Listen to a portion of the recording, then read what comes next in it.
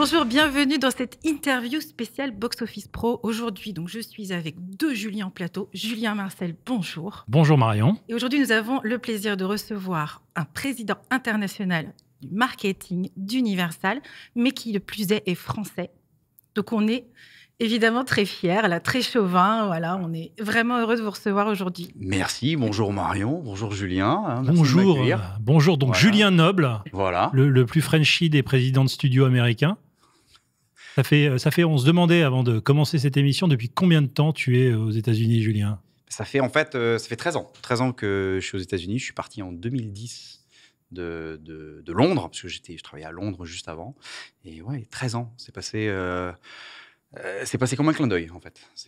Voilà. J'ai pas eu le temps de me retourner, que ça fait déjà 13 ans. Vous avez eu effectivement un parcours bien rempli. Est-ce qu'on peut revenir ensemble justement sur votre parcours marketing? On peut revenir sur mon parking Marketour. Ouais. Et exactement. Oui, bien sûr. J'ai commencé en France le parcours normal, en tant que stagiaire, comme tout le monde. J'ai envie En quelle année?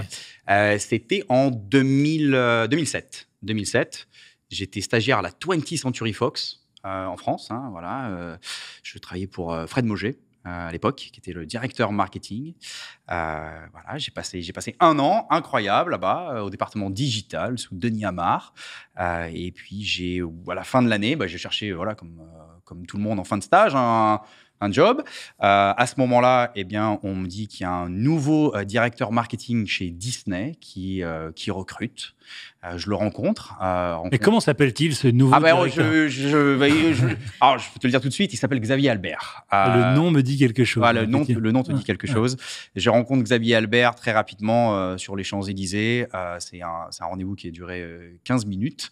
Ça a été un rendez-vous phare et clé dans ma carrière. Et au bout de 15 minutes, Xavier m'a dit je vais t'embaucher.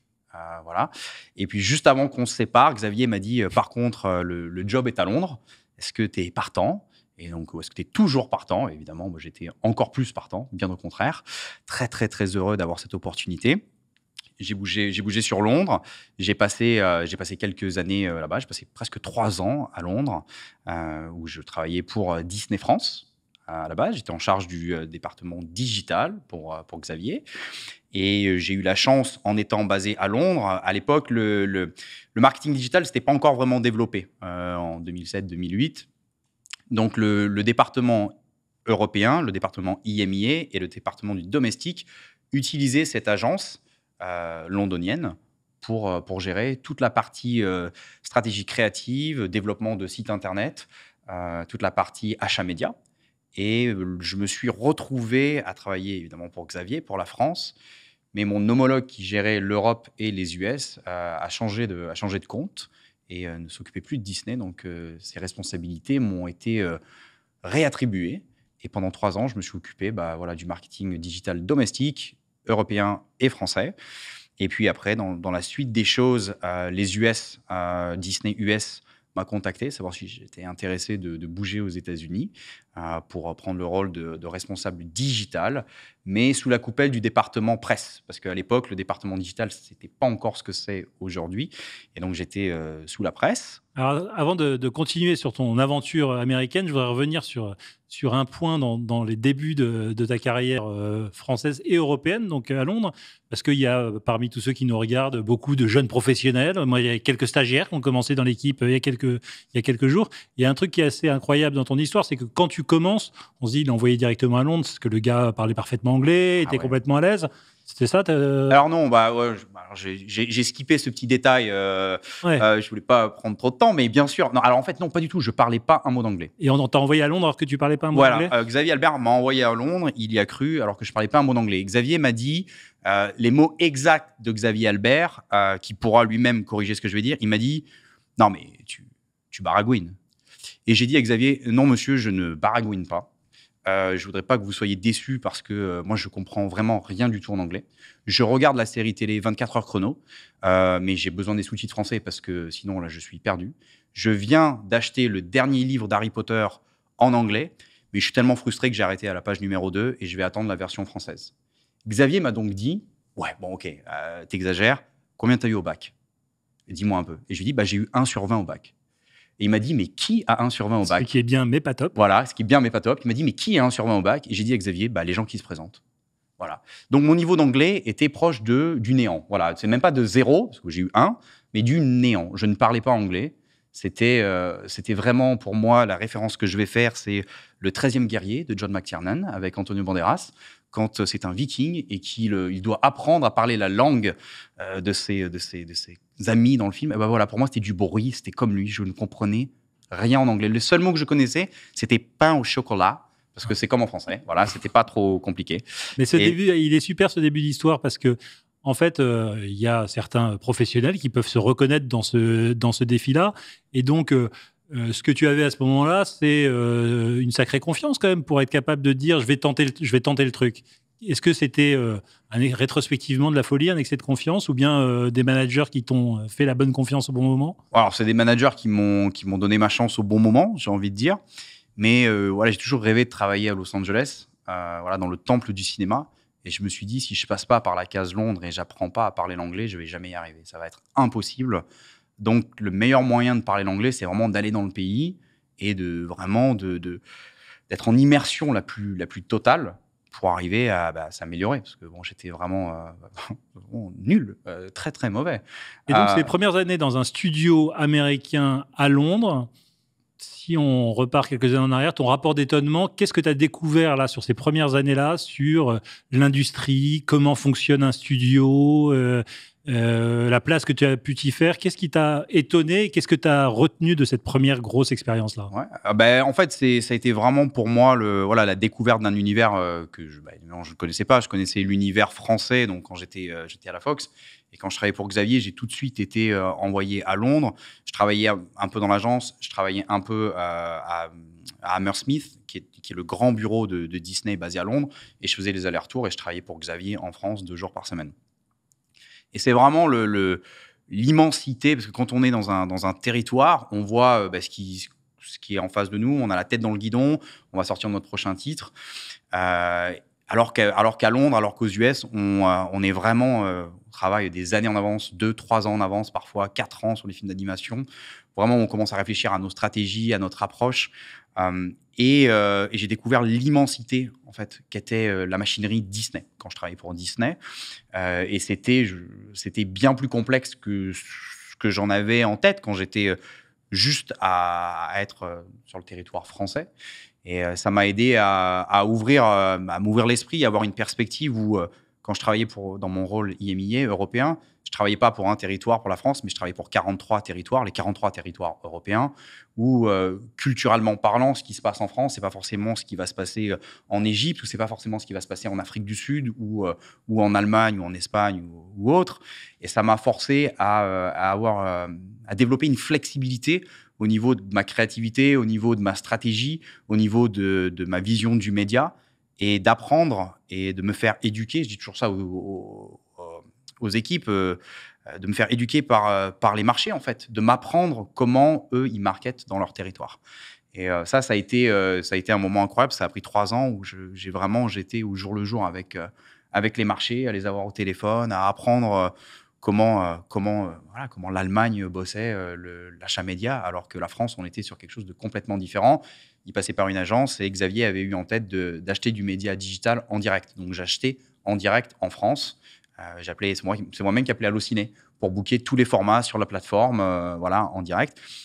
Et ça m'a permis justement d'avoir cette capacité à réagir vite, à penser de manière plus structurée, à être beaucoup plus créatif.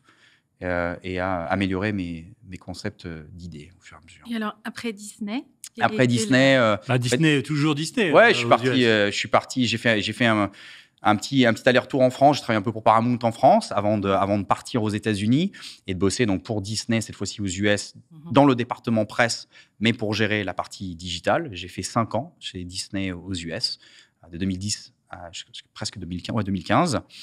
Et ensuite, je suis parti à la 20th Century Fox, où j'ai pris en charge le département digital international. Donc, je suis devenu, chez Disney, j'étais directeur. Et puis, j'ai grandi dans ma position. Je suis devenu vice-président. Chez Fox, je me suis fait embaucher en tant que senior vice-président du digital pour l'international. Et au bout d'un an, je travaillais pour Stacy Snyder à la 20th Century Fox. J'ai été promu exécutif vice-président monde de tout le digital pour la Fox.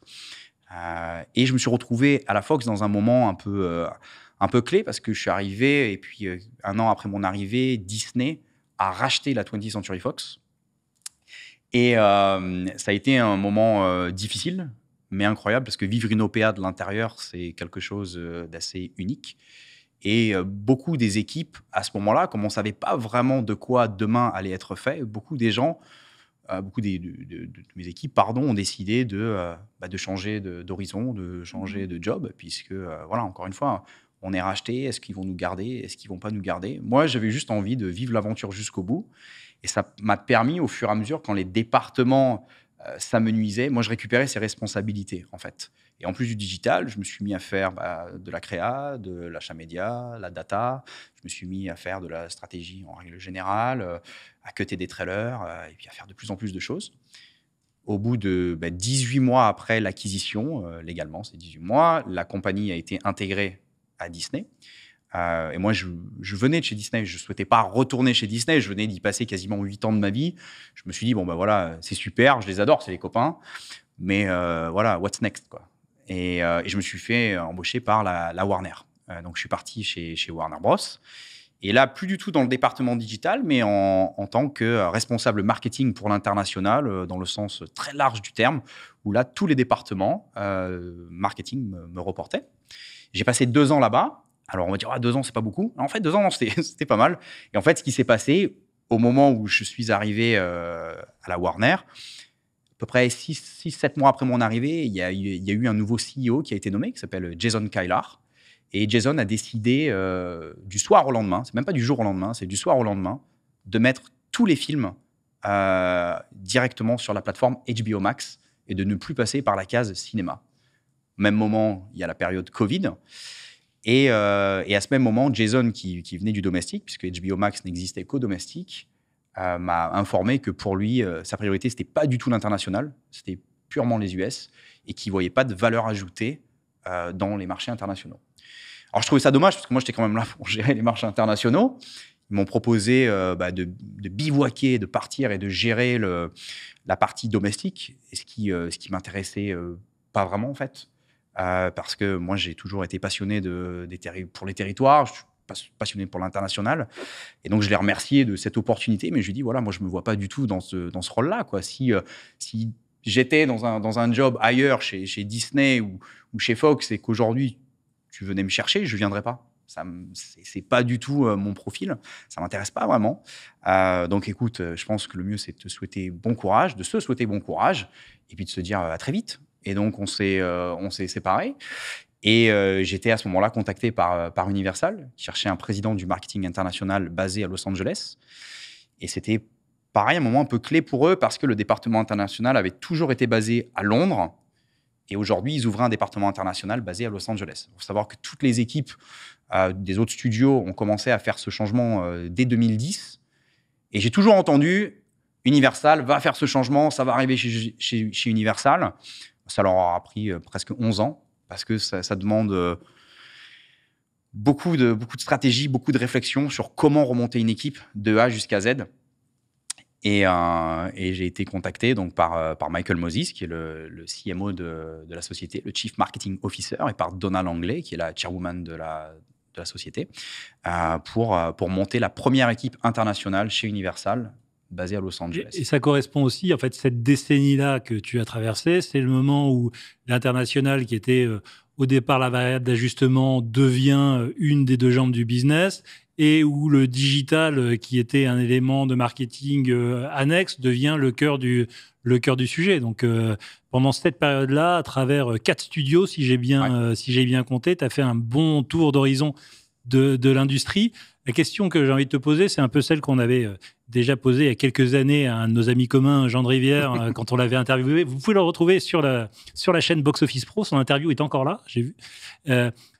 Ton étonnement quand tu arrives aux US, parce que tu nous as dit que depuis le début, c'était ton rêve de partir à Hollywood, de bosser là-bas. Non seulement tu pars là-bas, mais en plus, tu bosses pour les plus grands studios là-bas, aujourd'hui Universal.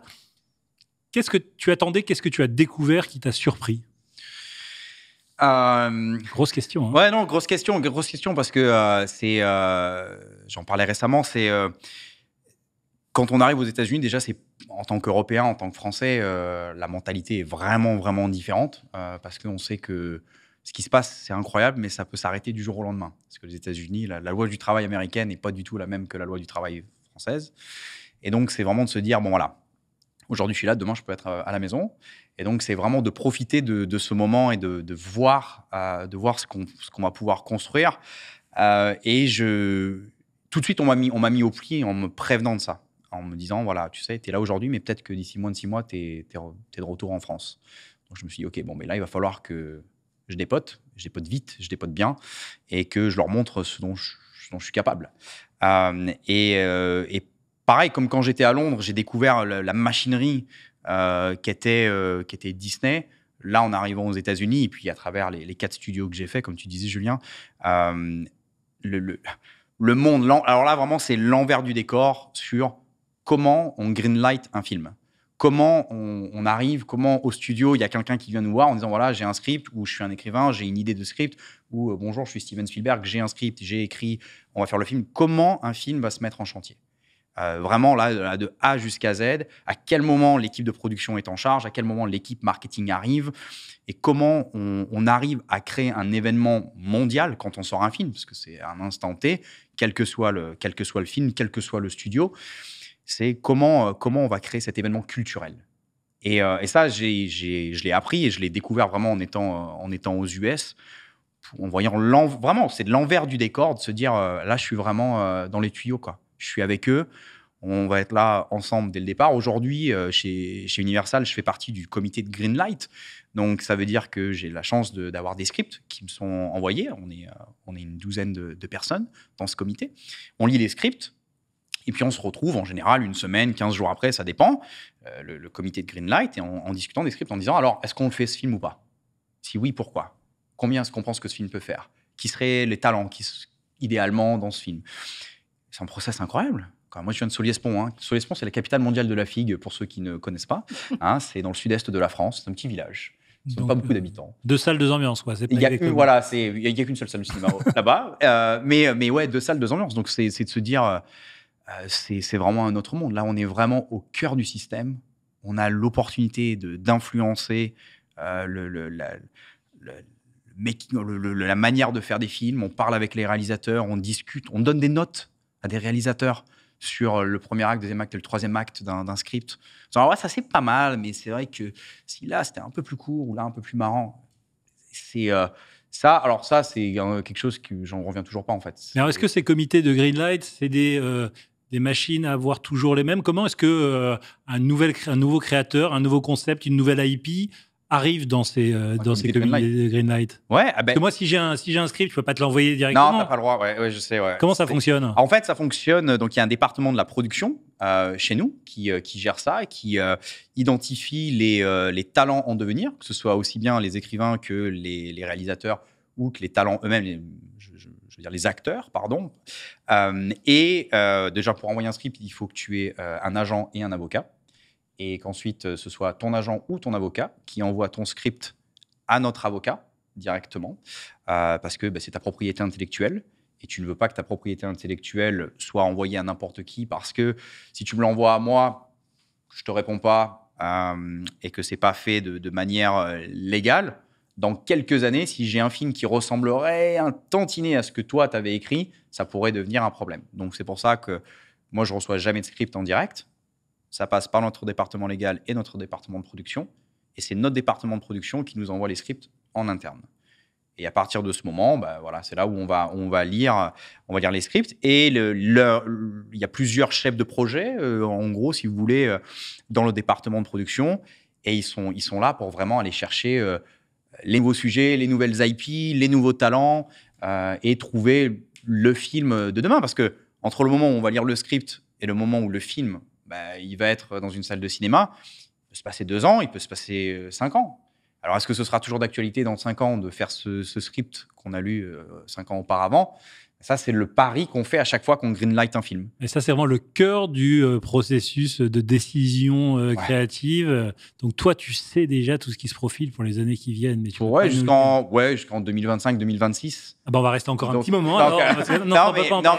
C'est voilà, les scripts, pour tout ce qui est live action, c'est 2-3 ans en avance. Et après, un film d'animation, on va... La Reine des Neiges, c'est le film qu'ils ont mis 10 ans, presque 11 ans à le faire. Donc ça prend du temps. En général, un film d'animation, c'est entre 3 et 5 ans, le temps que ce soit développé. Et donc, après avoir vécu toutes ces aventures, aujourd'hui, on peut témoigner, en ayant passé une partie de la journée ensemble, que tu as l'air très heureux chez Universal. Qu'est-ce qu'il y a de spécifique chez Universal et dans ce moment que vous vivez en ce moment chez Universal, qui est quand même un moment particulier de créativité, avec un line-up, tu es là ces jours-ci pour accompagner la sortie française d'Oppenheimer. Qu'est-ce que représente pour toi Universal et qu'est-ce que tu y as appris de nouveau et qu'est-ce qui est spécifique chez Universal Pictures? Ouais, alors Universal, c'est vraiment, comme je le racontais, en fait, j'ai eu la chance, de par la confiance de Michael Moses et Donald Langley, de pouvoir créer mon équipe internationale. Alors, dans tous les jobs que j'ai eu auparavant, j'ai rejoint des équipes internationales. Il faut savoir que les équipes internationales à Hollywood, il y a très peu d'étrangers, très peu de Français, mais très peu de nationalités. C'est souvent des Américains au sein de ces équipes internationales. Et j'ai vu depuis 11 ans, parce que ça fait 2 ans que je suis chez Universal, donc ça fait 13 ans que je suis aux États-Unis, donc ces 11 ans qui m'ont amené chez Universal ont été un florilège de réussite, de ratés, de frustration et de choses où je me suis dit, j'avais mon petit cahier en me disant, voilà, si un jour je viens à leader un département, ça, je veux le faire. Ah, ça, il ne faudra jamais que je le fasse. Et je me suis toujours imaginé l'équipe internationale la plus idéale au sein d'un studio. Mais comme ils ont commencé à globaliser les studios en 2010, c'est compliqué parce qu'on ne repart pas de zéro. On arrive dans une équipe qui est déjà formée et il faut arriver à faire passer sa vision, sa passion, motiver les équipes, changer les choses. Mais les gens, ils sont déjà en place, ils ont déjà un rythme, ils ont déjà une approche. Et donc, 60% de mon temps, c'est convaincre mes propres équipes qu'il faut changer d'état d'esprit pour arriver à ce que l'on veut. Universal m'a offert un cadeau incroyable en me disant, voilà, on n'a pas d'équipe inter. Ça n'existe pas. Tu vas créer une équipe internationale de A jusqu'à Z. Tu es employé numéro 1. Donc, tu es ta propre compagnie, ta propre start-up au cœur d'une société globale. Ah, vas-y, qu'est-ce que tu fais? Comment tu montes ton équipe? Et donc, j'ai dit à ce moment-là à Donna et à Michael, écoutez, moi, je vais prendre les 3 à 6 prochains mois pour comprendre la dynamique d'équipe qu'il y a déjà en place au sein de votre société domestique. Et puis, je vais ensuite réfléchir à savoir comment monter l'équipe. Donc, pendant 6 mois, je suis resté tout seul.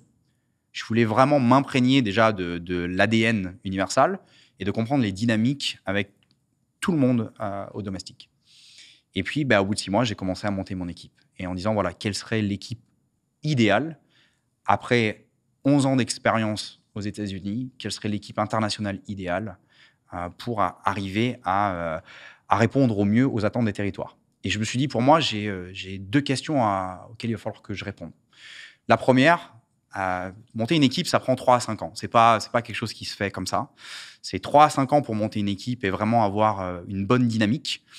Parce qu'après, monter l'équipe, ça va prendre 2-3 ans pour monter l'équipe, mais après, il faut des campagnes. Il faut qu'on ait des campagnes pour arriver à ajuster ce qui va et ce qui ne va pas. Et au bout de 5 ans, 3 à 5 ans, c'est la nécessité, c'est le temps nécessaire, pour arriver à avoir une bonne équipe inter. Et je me suis dit, voilà, moi, mon objectif, c'est que les gens se posent 2 questions une fois que j'aurai monté mon équipe internationale. La première, comment est-ce qu'Universal a fait pour craquer le code du marketing international? Et comment ils en sont arrivés à cette structure-là? Comment ils ont pensé à ça? Comment c'est possible? Ça, c'est la première question qu'ils vont se poser. Et la deuxième question, les gens vont se dire, voilà, maintenant, comment je peux rejoindre cette équipe pour faire du marketing international avec eux? Et ça, c'est mon objectif. C'est d'arriver à montrer à Hollywood comment on market des films pour nos territoires. C'est le plus important. On est au service des territoires. Mon département est au service des territoires. comment voilà, on leur amène ce qu'il faut pour les campagnes, pour que tout le monde arrive à avoir le succès nécessaire au niveau box-office. Et surtout, que les gens se disent, voilà, maintenant, je veux faire comme eux. Ça, c'est l'objectif. Donc justement, à quel moment, là vous parlez des territoires, mais à quel moment on pense effectivement global, puisqu'on pense monde, stratégie mondiale, et à la fois, on prend en compte la stratégie des territoires? C'est l'aspect le plus compliqué, parce qu'il y a une vision globale sur un film, avec le domestique et l'international, où on connaît nos objectifs. Je vais lire le script. Après, je vais voir ce qui s'appelle les délices. Donc, à chaque fois, quand le film est en tournage, tous les jours, il y a 1 à 2 minutes du film qui sont capturées. Ça m'est envoyé, je regarde les délices, je vois, et je commence un peu à m'informer de la palette de couleurs de l'univers du film. Je commence un peu à m'informer du jeu d'acteurs, de l'ambiance sur le tournage. Et je commence à formaliser un peu ma stratégie avec mes équipes.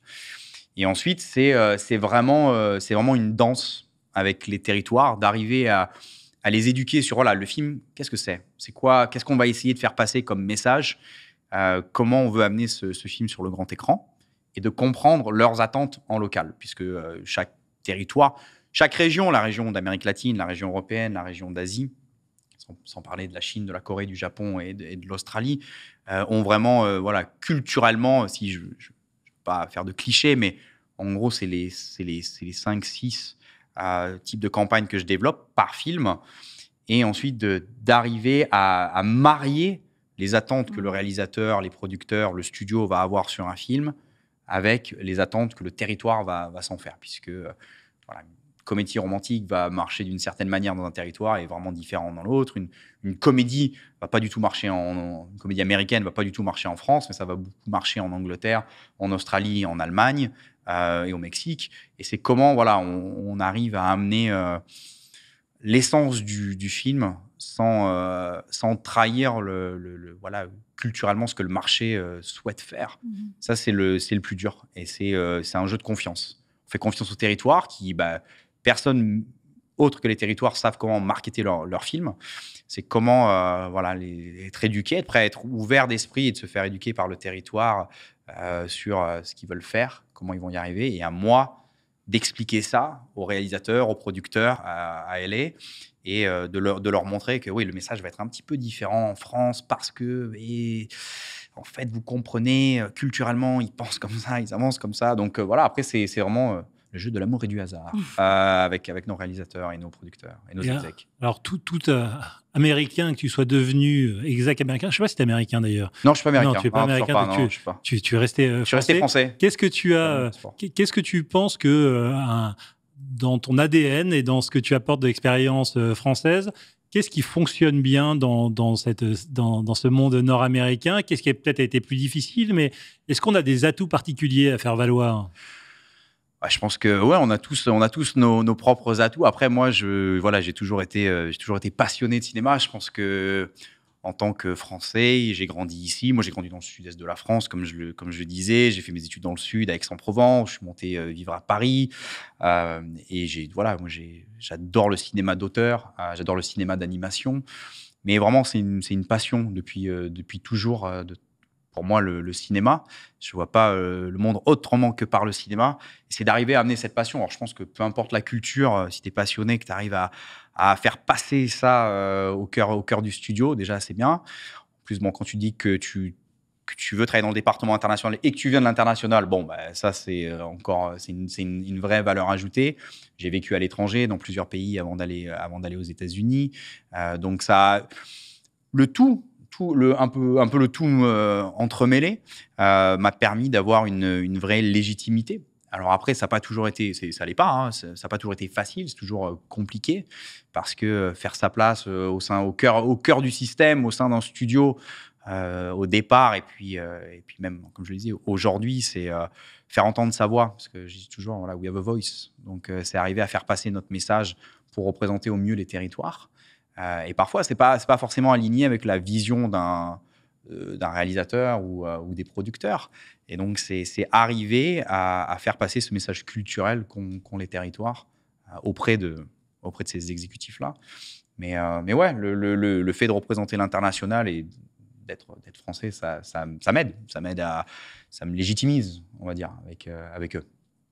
Et alors, on parle bien sûr en ce moment d'Oppenheimer avec un réalisateur emblématique, Chris Nolan, mais qui est aussi emblématique de la période qu'on a traversée, parce qu'au moment du Covid, Chris Nolan a été là. Tu nous as raconté comment, à certains moments, quand des studios ont eu des doutes sur la place du theatrical dans l'expérience d'ensemble, et maintenant, on a l'impression que cette page est tournée et que le cinéma a retrouvé la place qu'il devait avoir dans le cœur de tous les studios, c'est-à-dire la toute première place.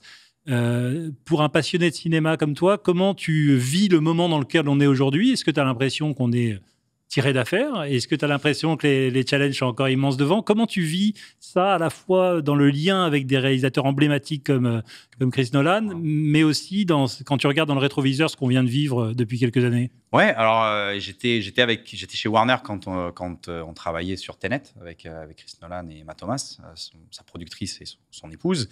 Donc j'étais vraiment aux premières loges, puisque Chris est un fervent défenseur du grand écran. Absolument. Et c'était un moment difficile puisque tous les films se retrouvaient sur les plateformes.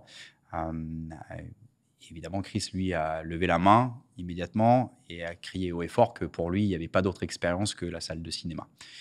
Et en tant que passionné de cinéma, ça fait chaud au cœur parce que moi, pareil, je vois pas le monde différemment. J'ai toujours voulu travailler pour des studios.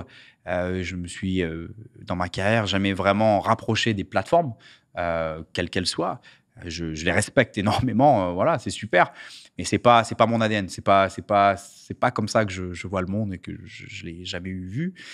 Et de travailler avec des gens comme Chris Nolan, comme Denis Villeneuve, parce que je travaillais sur Dune à l'époque quand j'étais chez Warner, c'est exceptionnel. C'est des gens qui ont cette passion du grand écran et qui amènent leur film sur le grand écran. Et pour eux, c'est la seule manière par laquelle le film va être en face d'une audience.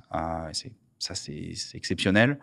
Après, voilà, quand tu disais, quand je regarde dans le rétroviseur, ça a permis au studio à réaliser, à se concentrer sur vraiment les films qui font la différence, que les gens ont vraiment envie d'aller voir, puisque certains films ont été mis sur les plateformes, quelles qu'elles soient. Et il y a certaines typologies de films qui sont maintenant beaucoup plus complexes à sortir en salle de cinéma.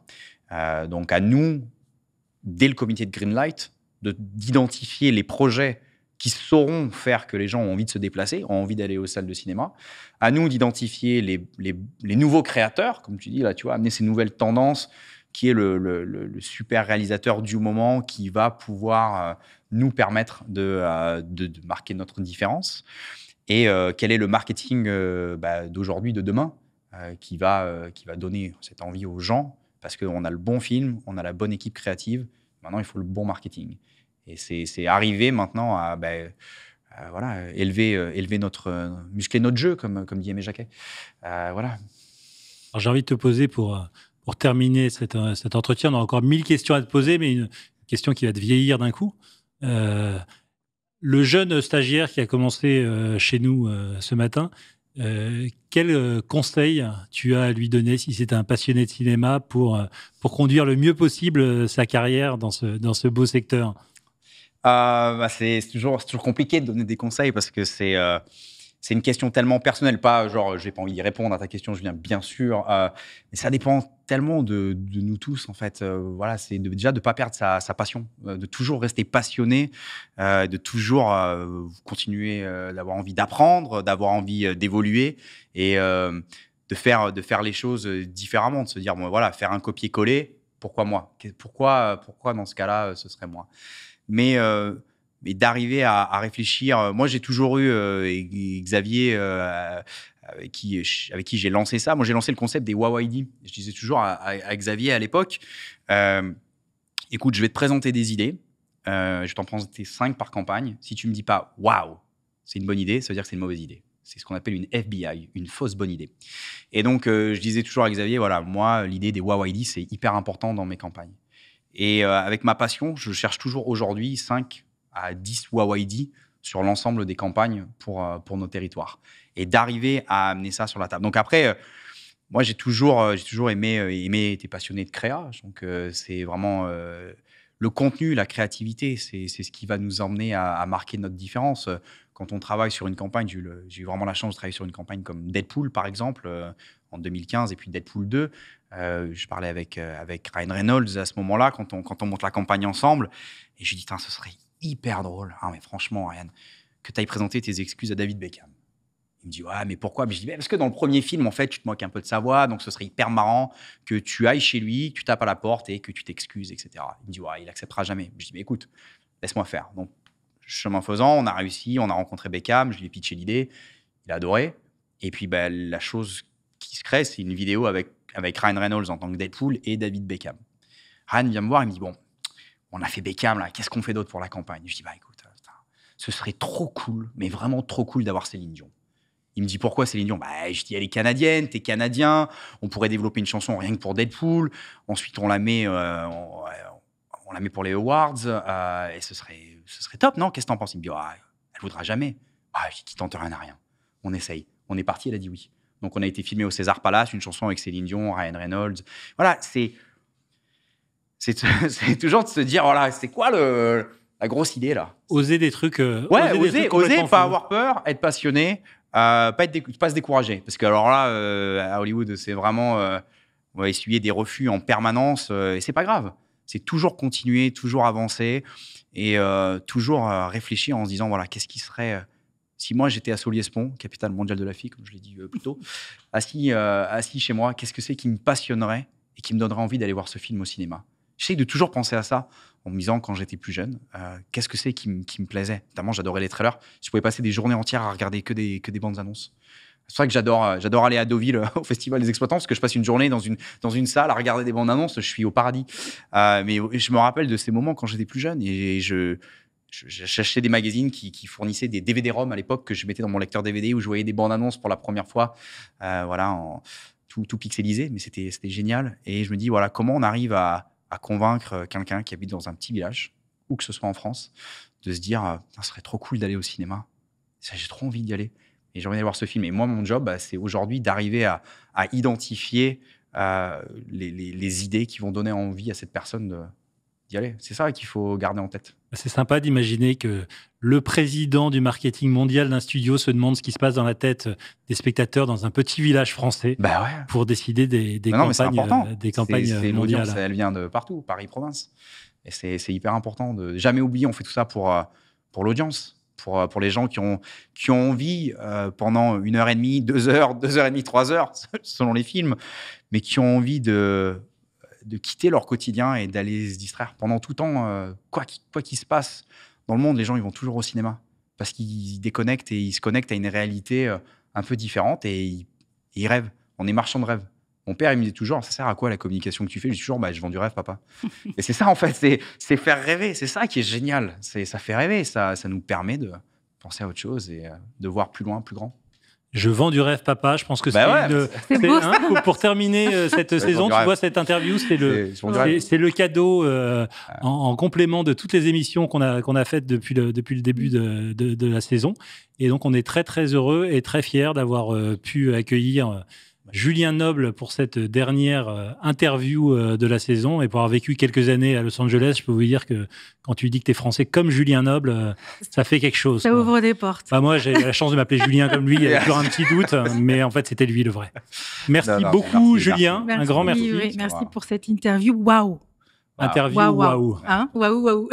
Et Marion, du coup, cette fois-ci, on se retrouve vraiment à la rentrée? Je crois. Je dis vraiment, on a encore plein de belles idées comme ça, plein de belles interviews à faire. Mais plus waouh que Julien pour finir la saison, je suis pas sûr qu'on va y arriver. Non, on finit en beauté là. Merci beaucoup. Merci. Bel été à tous et à très vite. Vacances.